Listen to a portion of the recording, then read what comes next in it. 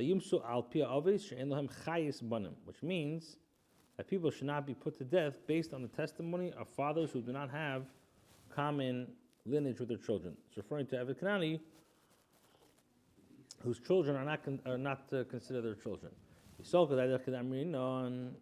you, and enters in your mind to interpret the pasuk, the straightforward meaning, as we say, so fathers shall not be put to death for children, meaning by the testimony of their children. So let the Torah write, fathers shall not be put to death for their children. What's it talking about? What's the case it's talking about? So they want to say it's talking about Eved Kanani. There's a pasuk Layimsu Avis Albanim, but they want to say it's talking about Eved Kanani that doesn't have a shaykhs to their children. So the Gemara says, if it's like you say Layimsu Avis Albanim be'edus banim, so dichtiv rachman Layimsu Avis Albanim. So let the Torah write, fathers should not be put to death for their children. Albanim, my banim. Why does it say banim? We learn from here that people shall not be put to death based on the testimony of fathers who do not have yichus with their children. So when it says but if this is so look at the end of the pasuk. Nor shall children be put to death for fathers.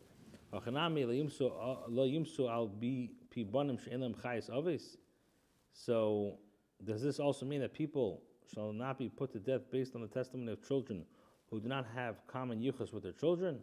But if that's the case, it would also be in the case of a ger would be disqualified from bearing witness, as one who is a ger no longer shares common yichus with his parents.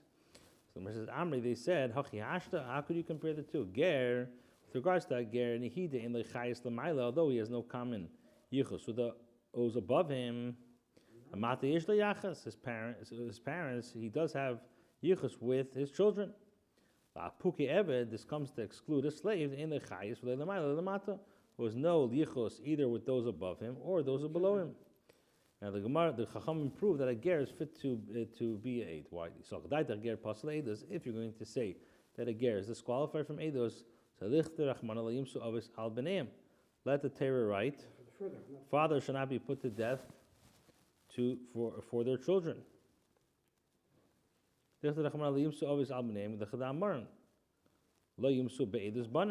According to that interpretation, the father should not be put to death based on the testimony of their children. And let the Torah write, nor shall children be put to death for their fathers. Which we could learn two things. First of all, children should not be put to death by the testimony of their fathers. And on the other,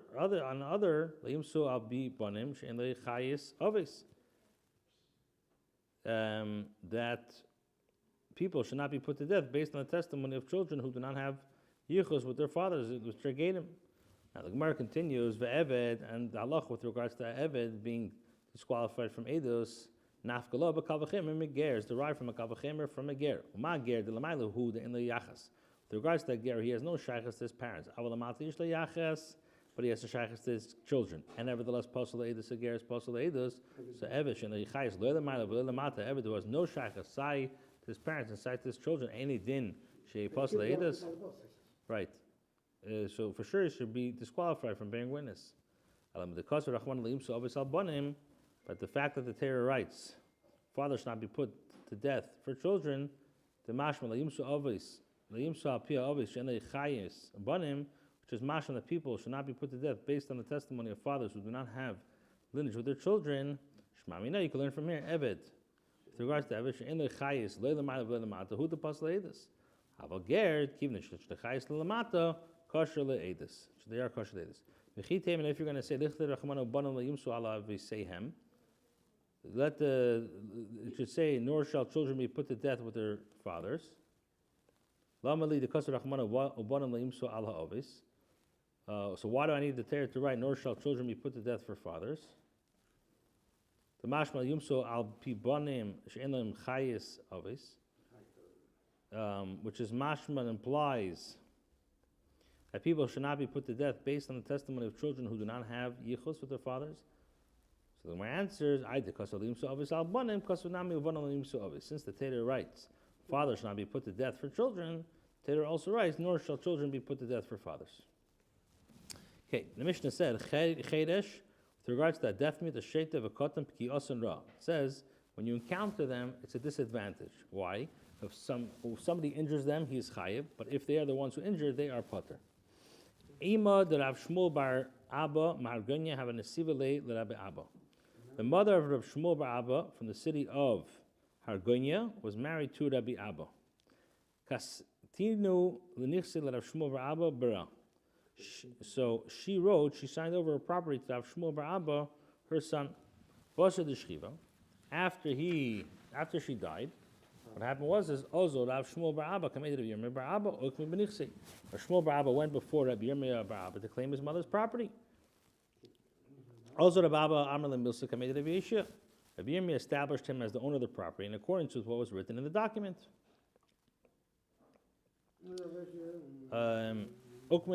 Also, Rabbi Abba Amar Milsa committed Rabbi Yishia. Also, Rabbi Yishia Amar committed Rabbi Yehuda.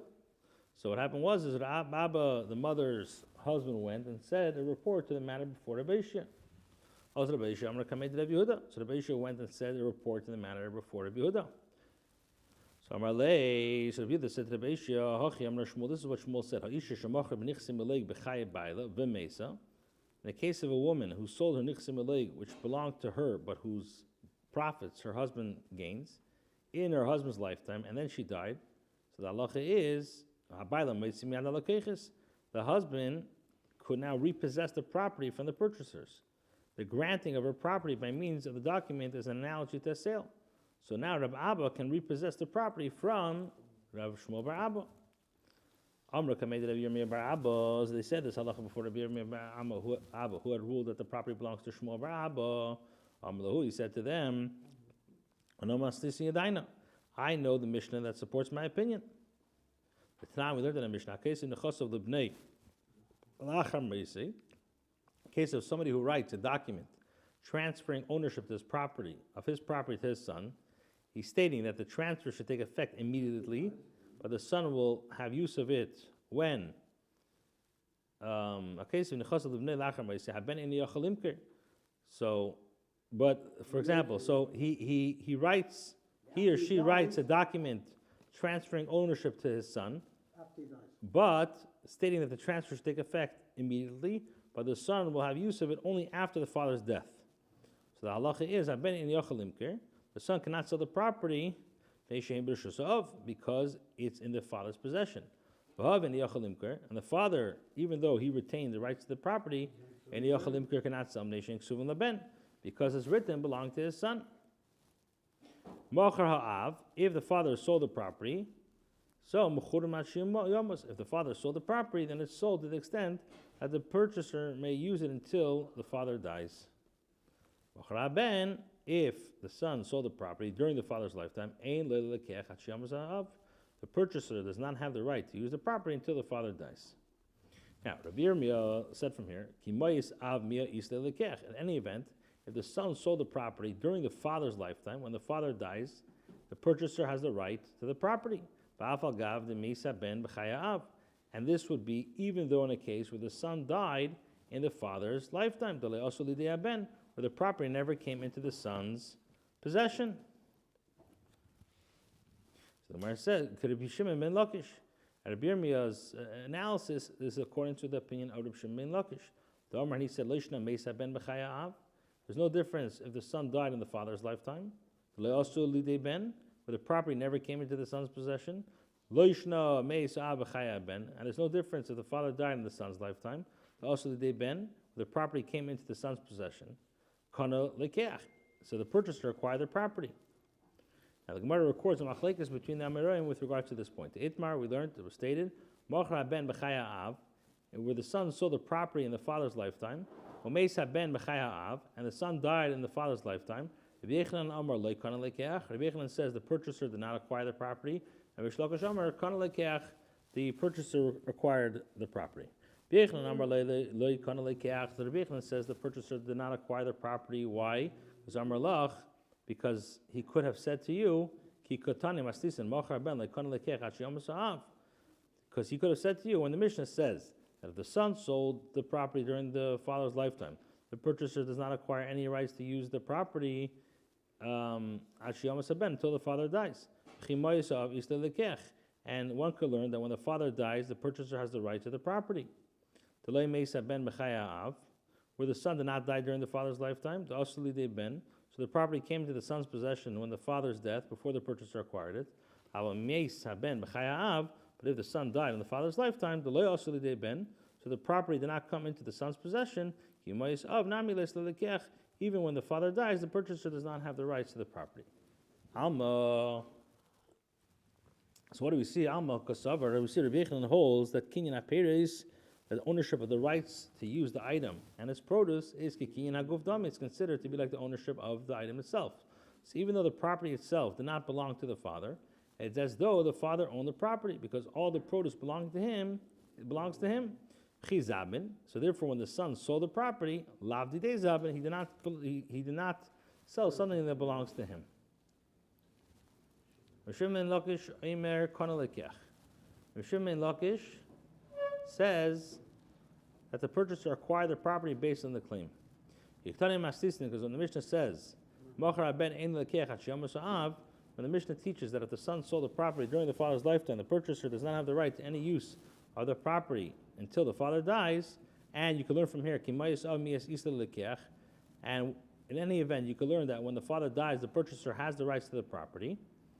And the Mishnah means to say that there's no difference if the son did not die in the father's lifetime. The Osuli de Ben, where the property came into possession of the son's possession. And there's no difference if the son died in the father's lifetime. The Osuli de Ben, where the property did not come into the son's possession. The purchaser acquired the property.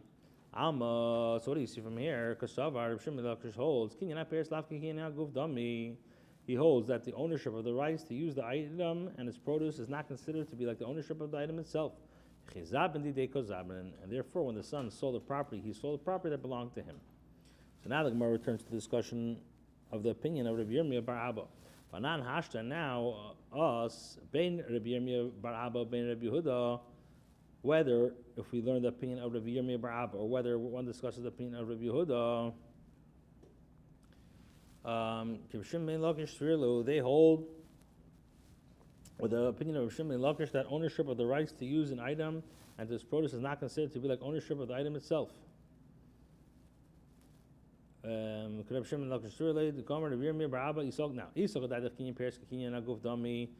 if you enters your mind the ownership of the right to use an item and its produce is be considered like the ownership of the item itself, so then when the father dies and the son had died in the father's lifetime, why does the purchaser have rights to the property? Because when the son sold it, he didn't sell a property that did not belong to him. Rather, we conclude from this Mishnah that ownership of the rights to use an item and its produce is not considered to be like the ownership of the item. Therefore, Shimon bar Abba should receive the property transferred to him by his mother, as the fact that the husband owned the rights to his produce does not limit her ability to transfer the property to her son. The Chachamim brought back Rabbi Yirmiyah bar Abba's reply before Rabbi Yehuda. So he says, this is what Shmuel said, the halacha that a husband can repossess the property that the wife sold before she died is not similar to the halachas of our Mishnah concerning a father who transfers his property and his son while retaining the rights to the nichsim b'leik. My time, and what's the reason for distinguishing the two cases? Rav Yosef says, granted that the Mishnah had taught the opposite and stated, a case in the chas of the aviv, in the case of one who writes a document transferring ownership of his property to his father after his death, with the son retaining the rights of the nichsim b'leik until then, and the father sold the property during his son's lifetime, so the purchaser has the rights to the property after the son dies. So then, so then you can learn out that the ownership of the rights of an item and its produce is not considered to be like the ownership of an item itself. But now the Mishnah teaches specifically, one who writes a document transferring ownership of his property to his son. Mishum de'ro. Now, the ability of the son to sell the property is due to the fact that the son is fit to inherit from him and already has rights to the property, and not just due to the existence of the document. In the case of Rabbi Shmuel bar Abba as well, the woman's property is inherited by her husband and not her son, and therefore she cannot transfer to her son Abba, Shmuel bar Abba. So when Abai said to the base of Otu bra yoris Abba, is this to say that the son inherits from a father? Abba lo yoris bara, but a father does not inherit from a son? There's no difference between their rights to inherit from one another. Ella lavruchinu l'nichsimi boreka asi. Rather, in other words, even the Mishnah taught the halacha concerning a son transferring his property to his father. The son's reason for doing so could have been that he comes to hide his property from his own son, and he wants his father to inherit it from him instead. Achanami, here too also, when a father transfers the property to his son, he comes to hide the property from the son's brother, as the father has other sons, but does not want them to inherit from him. Therefore, the Mishnah chose of a case, the Mishnah's case cannot serve as a basis for this mashmas. So what was Shmuel's reason for saying that the right of a husband to the property that his wife sold before she died is not similar to our Mishnah that states that a father does not have the right to the property sold by his son? So he says, Mishum takonas usha. This is due to the takana of usha, a takana with regards to a husband's rights to his wife's properties. They instituted the town of Usha, a woman who sold her nichsim eleg in her husband's lifetime, and then umesa, and then died. The husband repossesses from the purchaser. This takana was instituted only for the benefit of the husband, but not for the benefit of the father or the son. Witnesses says we testify about so and so that he divorced his wife and gave her the full value of the obligation recorded in her ksuba contract, and v'harihi. Okay, we'll start tomorrow. Let's do Chumash.